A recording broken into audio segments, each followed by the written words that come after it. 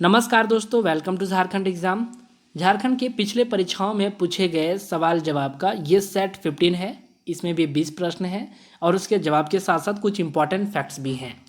आप जितने भी प्रश्न के उत्तर भी जानते हों, आप हमें कमेंट करके कमेंट बॉक्स में ज़रूर बताएं। देरी ना करते हुए शुरुआत करते हैं। सवाल नंबर 1, झारखंड के पहले गैर भाजपा मुख्यमंत्री निम्नलिखित में से कौन थे? इसका सही जवाब है ऑप्शन सी, शिबू सोरेन, जो कि जेएमएम के लीडर हैं, झारखंड मुक्ति मोर्चा के, और वर्तमान में अभी ये जेएमएम के प्रेसिडेंट भी हैं। इसके अलावा जितने भी हैं वो सारे बीजेपी के लीडर हैं, भारतीय जनता पार्टी के। एक और भी हुए हैं झारखंड के मुख्यमंत्री जो कि इंडिपेंडेंट थे, स्वतंत्र पार्टी था उनका, मधु कोड़ा, वो भी गैर भाजपा ही बोल सकते हैं, लेकिन ऑप्शन में नहीं है। फिलहाल में अभी जो वर्तमान झारखंड में मुख्यमंत्री हैं वो शिबू सोरेन के सुपुत्र हैं, हेमंत सोरेन। अगला सवाल, झारखंड के निम्नलिखित जिलों में से कौन सा लौह अयस्क भंडार का समृद्ध स्रोत है? इसका सही जवाब है ऑप्शन डी, पश्चिमी सिंहभूम जिला, जो कि झारखंड का है, वो लौह अयस्क का एक समृद्ध स्रोत है। मुख्यतः लोहे की 4 प्रकार पाई जाती है, हेमेटाइट, मैग्नेटाइट, लिमोनाइट और सिडेराइट, जिसमें से हेमेटाइट प्रकृति की जो लोह अयस्क है वो झारखंड में सर्वाधिक पाई जाती है, अप्रॉक्स 64%। तो ये थोड़ा सा इंपॉर्टेंट है। अच्छा, हेमेटाइट प्रकृति वो धारवाड़ क्रम की चट्टानों में पाया जाता है, जो झारखंड में बहुतायत मात्रा में है। अगला सवाल, बोकारो अपनी लौह अयस्क की आपूर्ति किस खदान से प्राप्त करता है? इसका सही जवाब है ऑप्शन डी, क्योंझर, जो कि ओडिशा में है। और ये सारा तो वहाँ से प्राप्त नहीं करता है, कुछ कुछ जो लौह अयस्क है वो पश्चिमी सिंहभूम जिले से भी प्राप्त करता है। अगला सवाल, स्वर्ण रेखा नदी हुंड्रू फॉल्स से कितनी ऊंचाई से गिरती है? इसका सही जवाब है ऑप्शन डी, 320 फीट की ऊंचाई से हुंड्रू फॉल्स से स्वर्ण रेखा नदी गिरती है।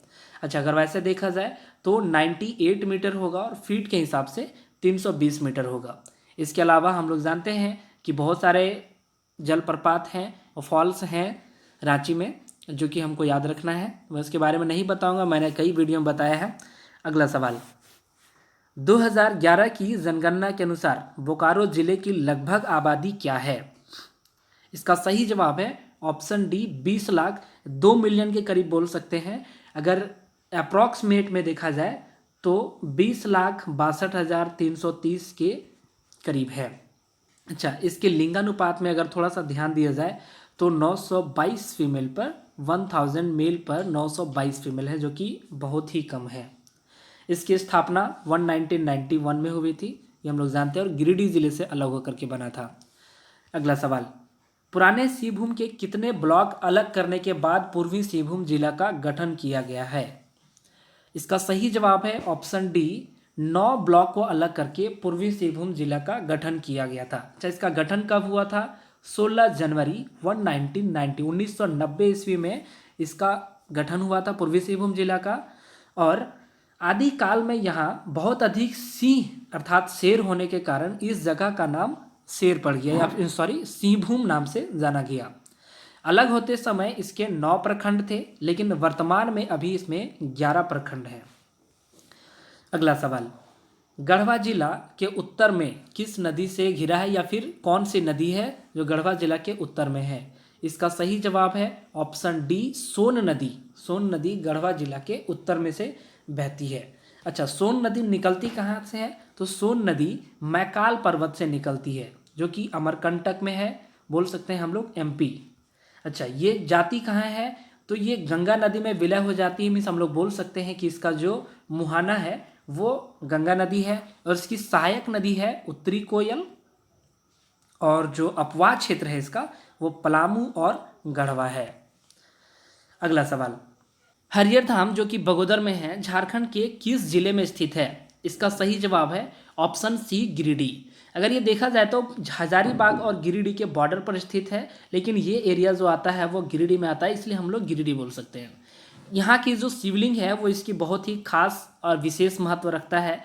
हम लोग बोल सकते हैं कि विश्व की सबसे बड़ी शिवलिंग या ऊंची शिवलिंग है ये, क्योंकि यहाँ का जो शिवलिंग है वो एक मंदिर के आकार में ही बना हुआ है। जो कि मंदिर है वो शिवलिंग के आकार में ही बना हुआ है, और उस मंदिर के अंदर जो शिवलिंग है, बड़े शिवलिंग के अंदर में छोटा शिवलिंग है, उसकी ज़्यादा महत्व है।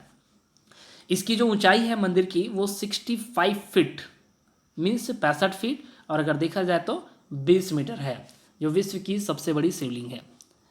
अगला सवाल, गुमला जिला झारखंड के किस हिस्से में स्थित है? तो गुमला जिला झारखंड के दक्षिण पश्चिम भाग में स्थित है। हम लोग जानते हैं कि इसकी जो सीमाएं हैं वो छत्तीसगढ़ एक राज्य से मिलती है और उसके अलावा झारखंड का सिमडेगा, खूंटी, रांची, लोहरदगा और लातेहार से मिलती है। इसका जो स्थापना हुआ था, गुमला जिले की स्थापना 18 मई 1983 ईस्वी को हुआ था। अगला सवाल, 2011 की जनगणना के अनुसार झारखंड में अनुसूचित जनजातियों की साक्षरता दर क्या है?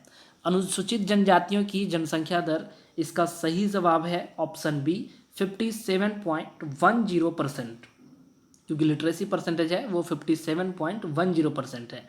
अच्छा, 2011 की जनगणना के अनुसार अनुसूचित जनजातियों का प्रतिशत कितना था? तो वो 26.21% और उसकी लिटरेसी परसेंटेज 57.10%।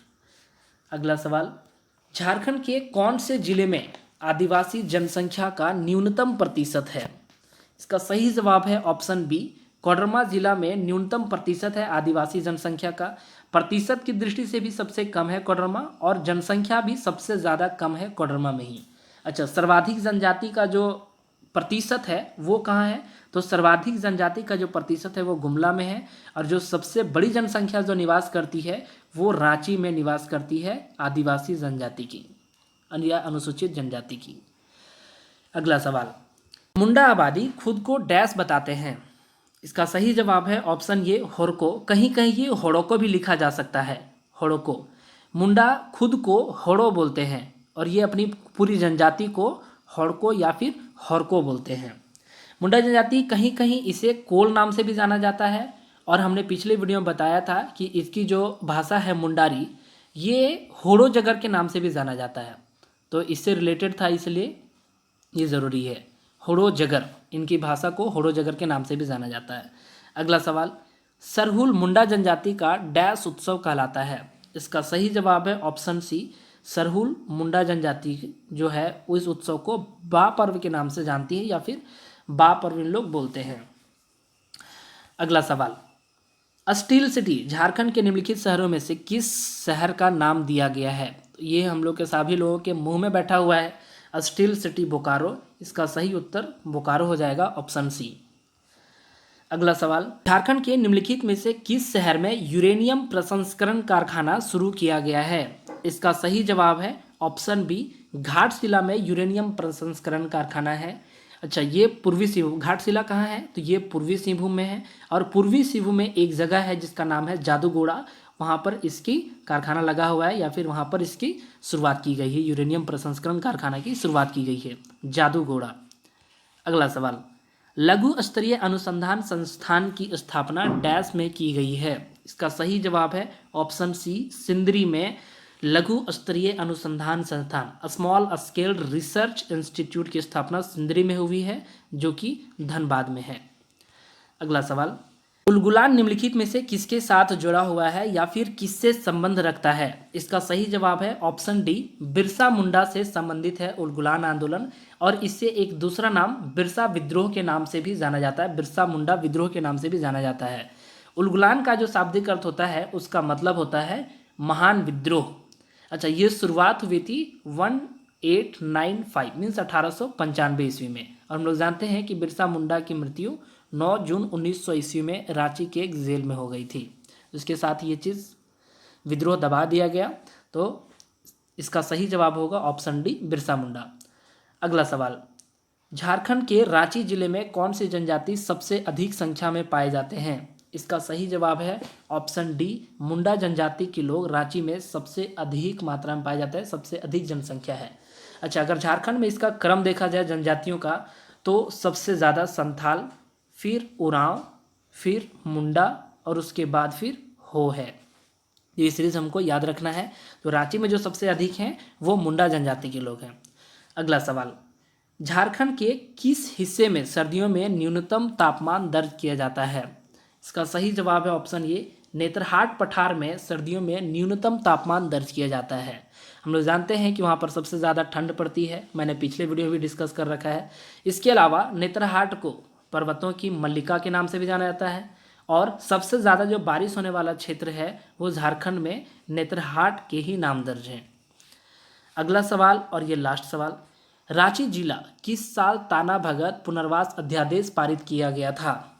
इसका सही जवाब है ऑप्शन बी 1948 में रांची जिला का ताना भगत पुनर्वास अध्यादेश पारित किया गया था। अच्छा, ये ताना भगत आंदोलन शुरुआत कब हुआ था?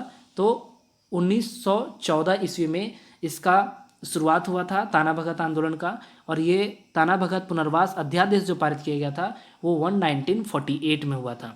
1914 में 1914 ईस्वी में इसके नेतृत्वकर्ता कौन थे?